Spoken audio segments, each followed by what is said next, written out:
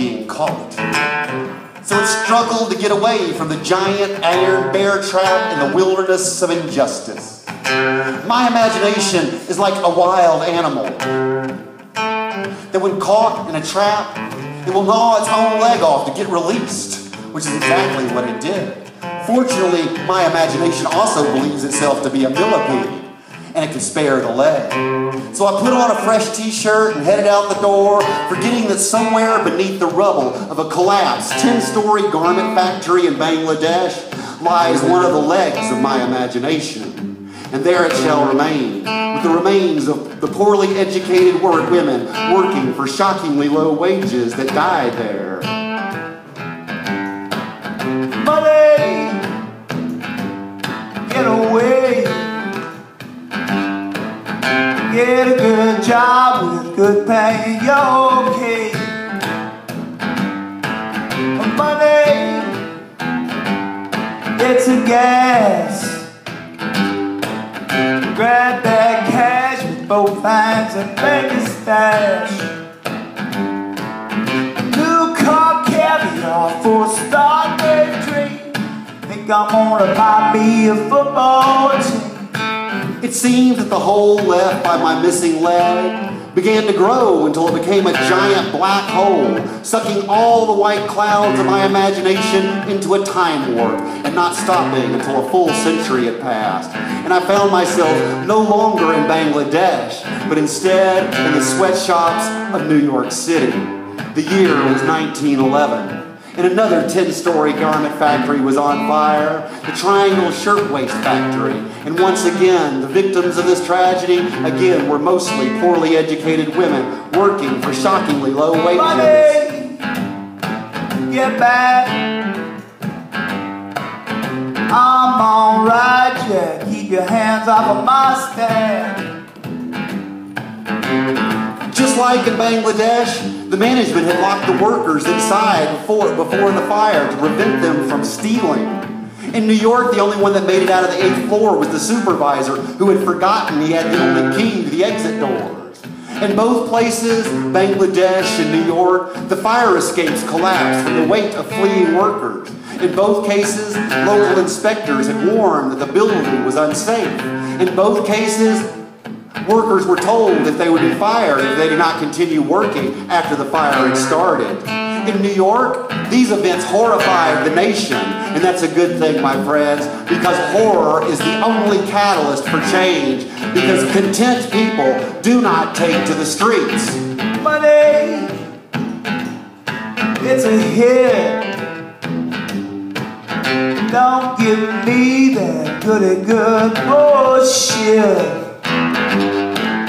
I'm in a high-fidelity traveling set. Think I'm gonna buy me a Learjet. In Bangladesh, the accident killed 10 times the number of workers in New York, whose wages were 20 times worse, the volume of clothing produced 100 times greater, and the profits 1,000 times more obscene. One would think that the international outrage would be proportionate. If it had been a terrorist bomb that killed 1,200 people in the name of a profit, it would scare the pants off of us. But when it is corporate neglect and greed that kills 1,200 people in the name of a very different profit, we go to Walmart and buy another pair of pants. Money, it's a crime. Shabby fairly, but don't take a piece of my pie. Money, so they say, is the root of all evil today. But if you ask for the base, you'll find that given none away. In New York, the events helped fuel a movement of organized workers that brought us workplace safety standards, the abolishment of child labor, the minimum wage, the 8-hour day, things for which this country should be proud. However, the real engine of this country, the corporations, run from these American values like traitors. You want corporate personhood? I say, great, you should have it. Now you should be tried as traitors. Money, get away. a job with good pay, you're okay. In the 21st century, Money! American corporations It's a gas. continue to have their wares manufactured Grab that cash with both hands and make a in stash. 19th century working conditions. Milk, hot caviar for a starving drink.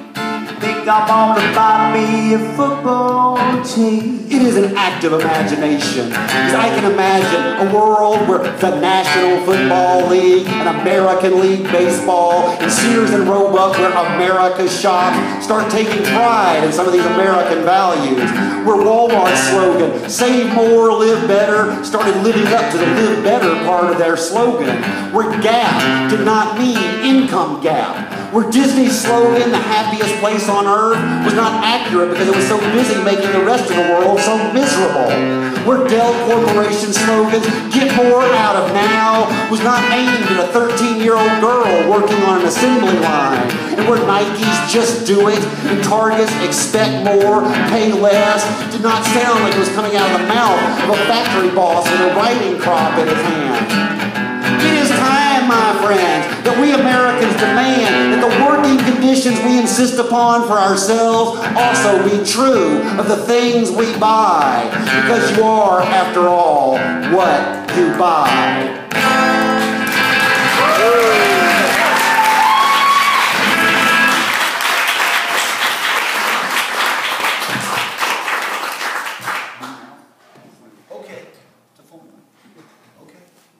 You guys have been a terrific audience. I really appreciate it. We're going to do one more for you.